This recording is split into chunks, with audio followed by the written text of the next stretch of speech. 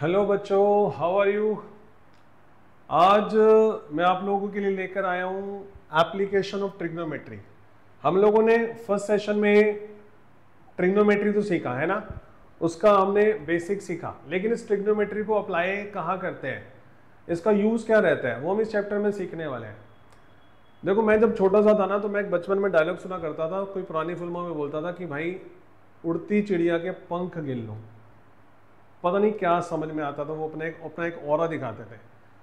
वो वाली बात तो खत्म होगी, लेकिन मैं आज ये कह सकता हूं कि with some help of instrument, और उस इंस्ट्रूमेंट का नाम है थियोडोलाइट इंस्ट्रूमेंट, जो एंगल को नापने के काम आता है, उसकी मदद से मैं उड़ते हुए प्लेन की स्पीड बता दूं। मैं नदी के पार जाए बिना वहां पर जो पेड़ लगा है उसकी हाइट बता दूं। मैं कुतुब मीनार के पास जाए बिना कुतुब मीनार की हाइट बता दूं। अगर एक बिल्डिंग के ऊपर एक ट्रांसमिशन टावर लगा हुआ है तो मैं ट्रांसमिशन की हाइट बता दूं, ट्रांसमिशन टावर की। मैं किसी नदी की विड्थ बता दूं। तो by using application of trigonometry, by using concept of trigonometry, ये सब चीजें मैं आप लोगों को आज सिखाने वाला हूं और आप भी मेरे साथ सीखने वाले हैं। तो अगले आने वाली आधे घंटे की क्लास में, 1 घंटे की क्लास में आप देखते हैं कितना कुछ समझते हो, कितना कुछ सीखते हो। तो शुरू करते हैं बच्चों एप्लीकेशन ऑफ ट्रिग्नोमेट्री। ठीक है, देखें, एप्लीकेशन ऑफ ट्रिग्नोमेट्री को समझने से पहले आपको सबसे पहले दो बातें समझनी पड़ेगी कि राइट एंगल ट्राइंगल का होना बहुत जरूरी है ट्रिग्नोमेट्री के एप्लीकेशन होने के लिए। तो आपको एक राइट एंगल ट्राइंगल ढूंढना पड़ेगा। दूसरा, आपको एंगल ऑफ एलिवेशन और एंगल ऑफ डिप्रेशन के बारे में भी पता होना चाहिए कि वो क्या होता है। जब कोई ऑब्जर्वर बिल्डिंग के ऊपर खड़ा हुआ है और बिल्डिंग के ऊपर से वो नीचे की चीजों को कुछ ऑब्जर्व करता है, तो उसकी आंखों से हॉरिजॉन्टल लाइन का जो एंगल बनता है उसे कहते हैं एंगल ऑफ डिप्रेशन। एंड वही ऑब्जर्वर अगर नीचे देखने की जगह आसमान में उड़ते हुए एरोप्लेन को देखे, तो उसकी हॉरिजॉन्टल लाइन से, उसकी आई साइड की हॉरिजॉन्टल लाइन से जो उस प्लेन का एंगल बनता है उसे बोलते हैं एंगल ऑफ एलिवेशन। यानी कि अगर हम नीचे से ऊपर की तरफ देखें तो उसे बोलते हैं एंगल ऑफ एलिवेशन, और अगर हम ऊपर से नीचे की तरफ देखें तो उसे बोलते हैं एंगल ऑफ डिप्रेशन, जो मैंने इस फिगर में आपको सामने बताया है। यहां पर एक लड़का खड़ा हुआ है, कहां चला गया लड़का, यहां पर एक लड़का खड़ा हुआ है बच्चों,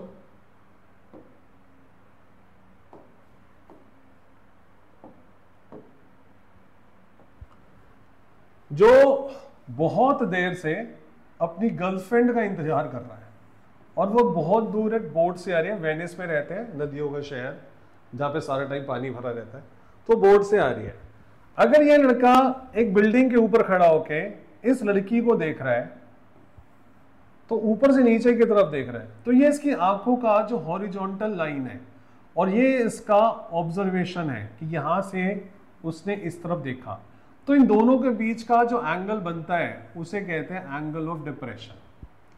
और अगर सेम नीचे से लड़की जब उसी लड़की की तरफ देखेगी, तो उसकी आई साइड से जो हॉरिजॉन्टल लाइन को ड्रॉ कर दिया जाए और उसकी ऑब्जर्वर लाइन से के बीच में जो एंगल बनता है उसे कहते हैं एंगल ऑफ एलिवेशन।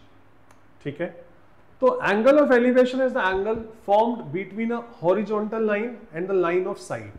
तो हॉरिजॉन्टल लाइन और लाइन ऑफ साइट के बीच में जो एंगल बनता है, हॉरिजॉन्टल लाइन और लाइन ऑफ साइट के बीच में जो एंगल बनता है, और अगर हम ऊपर की तरफ देख रहे हैं तो उसे बोला जाता है angle of elevation. And similarly the angle of depression is the angle formed between the horizontal line from an observer's eye and the line of sight to an object below the observer. अगर observer के नीचे हम देख रहे हैं तो उसे बोला जाता है एंगल ऑफ डिप्रेशन। ठीक है बच्चों, आगे बढ़े। तो इस फिगर के अंदर ये लड़का फिर से एक बिल्डिंग पर खड़ा होकर दो चीजें देख रहा है, एक नीचे कार की तरफ देख रहा है और एक ऊपर प्लेन की तरफ देख रहा है। तो इसकी जो हॉरिजॉन्टल लाइन है वो ये वाली है, और जो मत जा भाई यही है, और जो इसकी साइट लाइन है जहां ये देख रहा है ये ऊपर वाली है। तो साइट लाइन और हॉरिजॉन्टल लाइन के बीच में जो एंगल बना, एंड बिकॉज ये ऊपर की तरफ देख रहा है तो इसलिए इसको बोला जाएगा एंगल ऑफ एलिवेशन। एंड जब ये ऊपर से नीचे कार की तरफ देखेगा तो यहां पर जो एंगल बनेगा उसको बोला जाएगा एंगल ऑफ डिप्रेशन। समझ में आ गया बच्चों एंगल ऑफ एलिवेशन और एंगल ऑफ डिप्रेशन का डिफरेंस? ठीक है, बढ़े आगे। तो देखें, अब देखते हैं किस प्रकार के क्वेश्चन हमसे एग्जाम में पूछे जाते हैं। देखो बच्चों, क्वेश्चन नंबर 1 में क्या लिखा है? क्वेश्चन नंबर 1 में लिखा है कि एक सर्कस का आर्टिस्ट 20 मीटर रोप के ऊपर, जो कि जमीन से एक तरह बांधी हुई है, एक पोल के टॉप पर, उस स्ट्रेट लाइन पर एक सर्कस का आर्टिस्ट चढ़ रहा है। अगर उस रोप की लेंथ 20 है तो आपने बताना है कि उस पोल की लेंथ क्या है। A circus artist is climbing a 20-meter long rope which is tightly stretched and tied from the top of a vertical pole to the ground. Find the height of the pole if the angle made by the rope with the ground level is 30 degree. Quadratic equation, pair of linear equation and two variable are most easiest chapter of 10th class. लेकिन जैसे ही उसके अंदर word problems आती है तो बच्चे थोड़ा सा घबरा जाते हैं। लैंग्वेज प्रॉब्लम, लैंग्वेज को ठीक से समझ नहीं पाते और जिस लैंग्वेज को ठीक से ना समझ पाने की वजह से वो गलत इक्वेशन की फॉर्मेशन कर देते हैं, फिर वो इक्वेशन सॉल्व ही नहीं होती है। सेम कंसेप्ट यहाँ पर ट्रिग्नोमेट्री में लगने वाला है। अगर आपको लैंग्वेज प्रॉब्लम नहीं हुई और अगर आपने लैंग्वेज को पढ़कर सही फिगर बना दी, ये वाली फिगर तो मैंने आपको ऑलरेडी पहले से बना कर दी हुई थी, लेकिन मैं आपको आने वाले क्वेश्चंस में लाइन टू लाइन पढ़कर फिगर बनाना सिखाऊंगा कि कैसे लाइन पढ़नी है, एक लाइन पढ़नी है और उस लाइन में जो गिवन इंफॉर्मेशन है उस इंफॉर्मेशन के बेस पर आपको फिगर को ड्रॉ करना है। सबसे पहला काम हमारा ये रहेगा कि मुझे वो फिगर बिल्कुल करेक्टली ड्रॉ करनी है। जब वो फिगर करेक्टली ड्रॉ हो जाएगी तो उसके बाद ट्रिग्नोमेट्री के कंसेप्ट लगाकर हम बाकी की डायमेंशंस को निकालेंगे जिस चीज़ की रिक्वायरमेंट हमें होगी। ठीक है, तो इस क्वेश्चन के अंदर आपको ये समझना है कि हमें ए बी निकालने के लिए बोला गया है और ए सी हमें गिवन है। जब किसी भी राइट एंगल ट्राइंगल के अंदर एक साइड गिवन है और एक साइड निकालने के लिए बोला है तो आपने उन्हीं दो साइड्स की रेशो लेनी है। रेशो का मतलब होता है जब उसको कंपेयर किया जाता है फ्रैक्शन में कन्वर्ट करके, एक न्यूमरेटर में रख दो और एक डेनोमिनेटर में रख दो। तो मैंने यहां पर क्या किया, मैंने लिया ए बी को डिवाइड किया ए सी से। उसके बाद ट्रिग्नोमेट्री ये कहती है कि एक राइट एंगल ट्राइंगल के अंदर जो थीटा है, राइट एंगल ट्राइंगल के अंदर जो थीटा है, थीटा के सामने वाली side is always perpendicular, 90 degree के सामने वाली साइड इज हाइपोटेन्यूज और जो थर्ड साइड बचती है वो होती है हमारी बेस। ठीक है, तो अकॉर्डिंग टू दैट कंसेप्ट जो ए बी है वो हमारा है परपेंडिकुलर, जो ए बी है वो है हमारा परपेंडिकुलर, जो ए सी है वो है हमारा एच। ए बी हमें नहीं गिवन, ए सी की वैल्यू गिवन है 20। पी अपॉन एच क्या होता है, P upon H is sine theta और थीटा यहां पर क्या है 30 डिग्री, तो this is equal to sine 30 degree. अब A B as it is रहेगा, नीचे 20, साइन 30 की जो वैल्यू है वो है आएगी 1/2 और फिर जो नीचे वाला 20 है सर वो चला जाएगा ऊपर, 20 को 2 से डिवाइड करेंगे, वी गेट आंसर 10। तो हमें ए बी मिला 10। ठीक है, इजी। बस इसी प्रकार आपको आगे बढ़ते रहना है और छोटे छोटे क्वेश्चन से धीरे धीरे हम कैसे बड़े क्वेश्चन पे पहुंचेंगे आपको पता भी नहीं लगेगा। तो ये था हमारा पहला क्वेश्चन। आगे बढ़े बच्चों।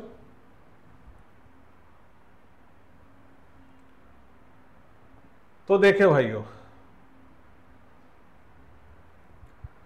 सबसे पहले कहते हैं एक tree breaks due to storm and the broken part bend so that top of the tree touches the ground. एक ट्री था सीधा खड़ा हुआ, तूफान आया, बीच में से टूट गया और टूट के जो उसका टॉप है वो ग्राउंड पे टच हो गया।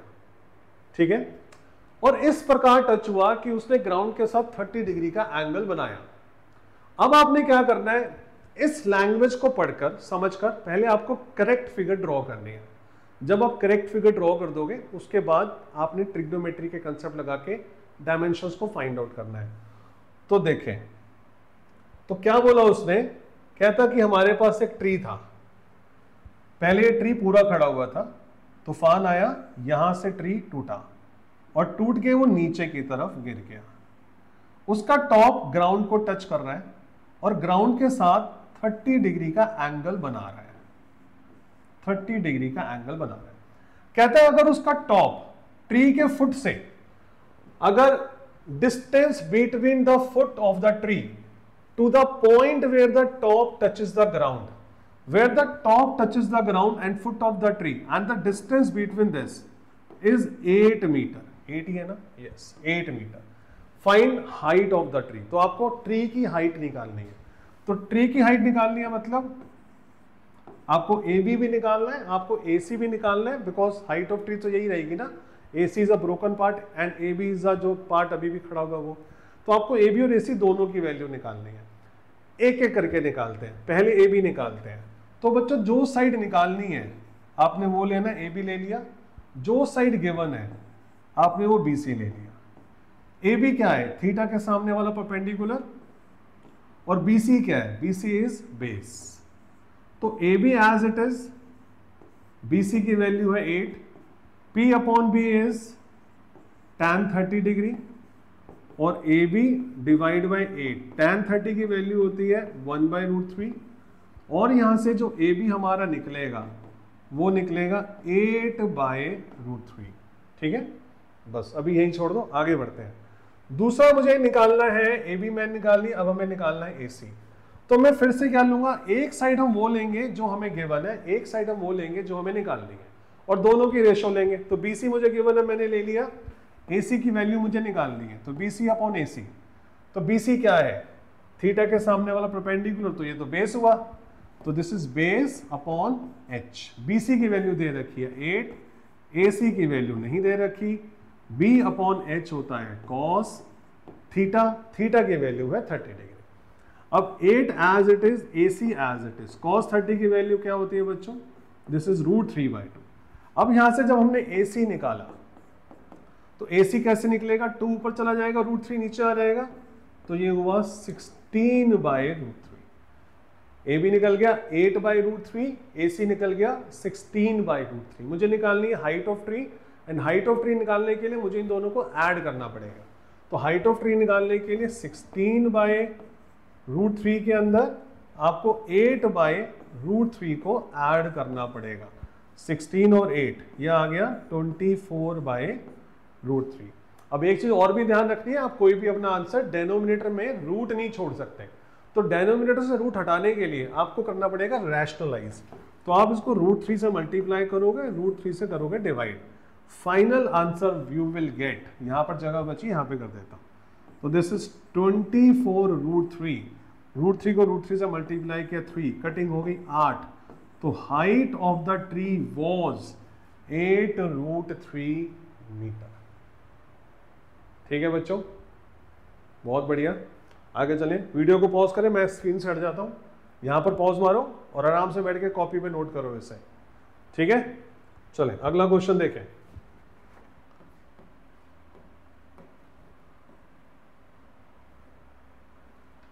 अगला क्वेश्चन ये है कि एक कॉन्ट्रैक्टर को बोला गया कि आपने एक पार्क के अंदर 2 स्लाइड्स फिक्स करनी है, एक छोटे बच्चों के लिए और एक बड़े बच्चों के लिए। छोटे बच्चों की जो स्लाइड लगाओगे उसकी हाइट होनी चाहिए 1.5 मीटर। ठीक है, बड़े बच्चों के लिए जो आप स्लाइड लगाओगे उसकी हाइट होनी चाहिए 3 मीटर। इनके स्लाइड का जो एंगल होगा जमीन से वो 30 डिग्री का होगा, और बड़े बच्चों की स्लाइड का जो एंगल होगा वो 60 डिग्री का होगा। गलती से भाई इसमें बैठ मत जाना, बड़ी जोर से बजोगे। एंगल देख रहे हो कैसा है, तो ये ठीक है, हो गया। आगे बढ़ते हैं। पूछा क्या उसने, ये तो समझ में आ गया, क्वेश्चन तो समझ में आ गया। मैं फिर से आपको बता दूं कि ये फिगर्स मैंने बना रखी है, इसलिए आपको देखने में बड़ी आसान लग रही होगी, लेकिन जब ये फिगर्स नहीं होगी तो थोड़ा सा हो सकता है हम लोगों को परेशानी हो इस फिगर बनाने में। मेन काम ही फिगर बनाना है। अगर मेन फिगर हमने सही बनाई, क्वेश्चन 100% सही होगा। ठीक है, अभी आने वाले क्वेश्चन में मैं आपको बनाना सिखाऊंगा, अभी चलने दो, छोटे मोटे क्वेश्चन है। तो लिखा, contractor plans to install 2 slides for the children to play in park for the children below the age of 5 year. She prefer to have slide whose top is at a height of 1.5 meter. ये सब कुछ हो चुका है। पूछा क्या है, तो उसने पूछा है what should be the length of the slide in each case. यानी कि आपको इस वाली फिगर में अगर देखा जाए, इस वाली फिगर में अगर देखा जाए तो हमें AC निकालने के लिए बोला गया। तो बच्चों सेम कंसेप्ट है, जो साइड दी गई है वो ले लो, जो निकालनी है वो ले लो। तो AB दी गई है, मैंने ले लिया, AC निकालनी है वो ले लिया। थीटा के सामने वाला परपेंडिकुलर, तो दिस इज P, और 90 डिग्री के सामने वाला is hypotenuse, this is H।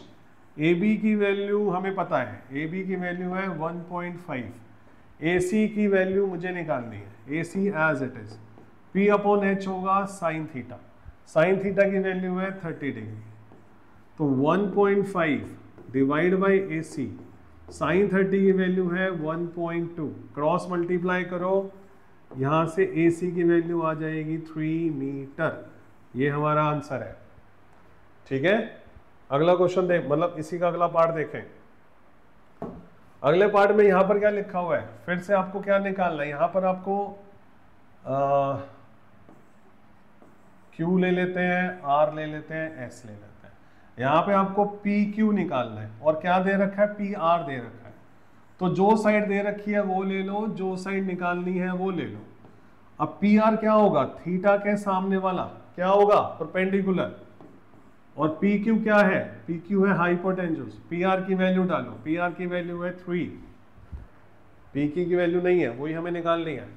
तो PQ as it is, P upon H हो गया कितना, PH हो गया साइन, और थीटा क्या है 60 डिग्री, तो 3 अपॉन में PQ, साइन 60 की वैल्यू है √3/2, तो PQ क्या आएगा बच्चों, PQ आएगा 6/√3। अब एक बात का ध्यान रखना है कि डेनोमिनेटर में रूट नहीं छोड़ना, तो आंसर आया 6√3, √3 को √3 से डिवाइड किया आया 3 की कटिंग करी ये आया, तो आंसर आया बच्चों 2√3। तो इस स्लाइड की जो लेंथ है वो है 2√3। ठीक है, आसान है। अगला क्वेश्चन देखें। अब मैं इसकी फिगर बनी हुई है, लेकिन मैं आपको दिखाऊंगा नहीं, पहले बनाए, हम खुद बनाएंगे इसकी फिगर। अब एक एक लाइन करके पढ़ेंगे और इसकी फिगर बनाएंगे। ध्यान से देखते हैं। Angle of elevation of top of A tower, बस मुझे इतना समझ में आया। एक टॉवर है, मैं पहले टॉवर बनाऊंगा, और मैंने यहां पर बनाया टॉवर। अब जैसे आपने बनाया ना, टॉवर ड्रॉ किया, तो आप अपने सॉल्यूशन में ये वाली बात लिखोगे भी। आप लिखोगे let AB is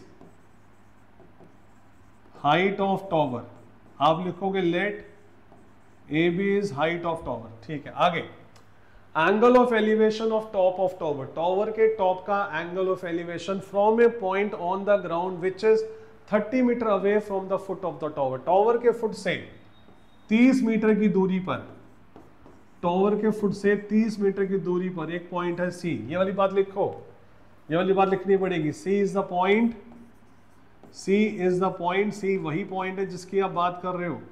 30 meter away, 30 meter away from foot of tower, tower के फुट से, टॉवर के फुट से 30 मीटर दूरी पर है, एंड इज 30 डिग्री, और जो एंगल ऑफ एलिवेशन दे रखा है वो 30 डिग्री दे रखा है। तो एंगल ऑफ एलिवेशन बनता है नीचे से ऊपर की तरफ, तो यहाँ पे बनेगा 30 डिग्री। तो ये है बच्चों फिगर बनाने का तरीका। क्या निकालना है, हाइट ऑफ टॉवर निकालना है। आगे क्या करना है वो आप लोगों को आता है, फिर भी लगेंगे 1 मिनट में जल्दी से करवा देता हूँ। जो साइड निकालनी है वो ले लो, जो साइड गिवन है वो ले लो। AB अपॉन AB क्या हुआ, परपेंडिकुलर हुआ, BC क्या हुआ, BC बेस हुआ। AB की वैल्यू नहीं पता, BC की वैल्यू है 30, P अपॉन B हो गया हमारा 10 30, AB नहीं पता, 30 एज इट इज, 10 30 की वैल्यू 1/√3, तो AB क्या आ गया, 30 को ऊपर करो और √3 को नीचे करो। ठीक है, अब 30/√3 को फर्दर सॉल्व करने के लिए आपको नीचे से √3 हटाना पड़ेगा, तो आपको मिलेगा 30√3 अपॉन में 3, कटिंग होने के बाद आपका आंसर आएगा 10√3। ठीक है बच्चों, माइक कहाँ गिरे जा रहा है भाई, तो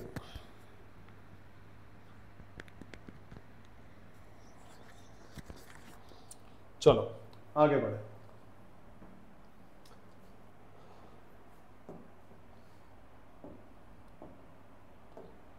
अगला क्वेश्चन देखें। अगला क्वेश्चन में लिखा हुआ है, कहता कि एक बच्चा पतंग उड़ा रहा है और a kite is flying at a height of 60 meter, और वो जो काइट की हाइट है वो 60 मीटर है ग्राउंड से। उस बच्चे ने क्या किया, जिस धागे से, जिस डोर से वो पतंग उड़ा रहा है, उस डोर का एक कोना, वो वाली पतंग नहीं आती जो बड़ी सुन पतंग होती है, जो ज़्यादा हलचल नहीं करती हवा में, थोड़ी ज़्यादा बड़ी उड़ा दो और वो खड़ी रहती है बस हवा के अंदर, तो वैसे ही उसने पतंग पकड़ रखी है और बड़ी सुन सी पतंग है। और वो पकड़े पकड़े थक गया, अकेला ही था, 15 अगस्त का दिन नहीं था, एक नॉर्मल सा कोई और अलग सा दिन था। अब उसने क्या किया, उसका एक डोर पत्थर में बांधा और पत्थर को नीचे रख दिया और पतंग हवा में है और बिल्कुल टाइट स्ट्रिंग है, उसके अंदर कोई स्लैक नहीं है, कोई उसके अंदर झोल नहीं आ रहा, ढीली नहीं है, ठीक है। तो ये आपके स्लिंग होगी। लेकिन जो उसने डोर पतंग के साथ बांधी है ना पत्थर पे, वो जमीन के साथ हॉरिजॉन्टल के साथ 60 डिग्री का 60 डिग्री का एंगल बना रही है। आपसे पूछा गया डोर की लेंथ क्या है, बच्चों वाला क्वेश्चन है कि नहीं। तो फिर से बच्चों, जो चीज दे रखी है, मैं नाम दे देता हूं इसे, ए हो गया, बी हो गया, सी हो गया। तो जो साइड दे रखी है वो ले लिया आपने, ए भी ले लिया, जो साइड निकालनी है, अच्छा निकालना तो हमें AC है, निकालना तो हमें बच्चों AC है, तो आपने यहाँ पे AC रखना है। तो AB है परपेंडिकुलर, ये हो गया H, AB की वैल्यू है 60, AC हमें नहीं पता, P/H होगा हमारा sine 60 degree, 60 degree 60 as it is, AC as it is, sine 60 की वैल्यू होगी √3/2। तो यहाँ से AC क्या आएगा, 60 के साथ क्रॉस मल्टीप्लाई करो, 120 अपॉन में √3, और फिर एक फाइनल काम तो करना ही करना है, नीचे से √3 हटाना है। तो 120 √3 डिवाइड बाई 3, कटिंग हो गई, आंसर आ गया 40/√3, 40√3 हमारा आंसर आ गया, ठीक है। चलिए अगला क्वेश्चन देखें। ये क्वेश्चन आया थोड़ा सा मजेदार। अब थोड़ा सा लगेगा कि हाँ हमारा ट्रिग्नोमेट्री का जो लेवल है वो थोड़ा सा बड़ा है, ज्यादा नहीं बड़ा, थोड़ा सा बड़ा है। तो बच्चों देखो, इस क्वेश्चन को पहले पढ़ लेते हैं। वैसे फिगर देख के आपको समझ में आ गया होगा। मुझे ना फिगर नहीं बनानी है वाली, फिगर हटानी है। फिगर कैसे हटेगी, हट जा भाई, अरे यार तो साथ में ही आ रही है। चलो कोई बात नहीं, अभी ना आप इस फिगर को मत देखना, मैं आऊंगा इसी पे, लेकिन अभी आप इस फिगर को मत देखना, इस फिगर को पहले बनाना सीखो। A 1.5 meter tall boy is standing at some distance from a 30 meter tall building। बस इतना समझ में आया कि एक 30 मीटर टॉल बिल्डिंग है,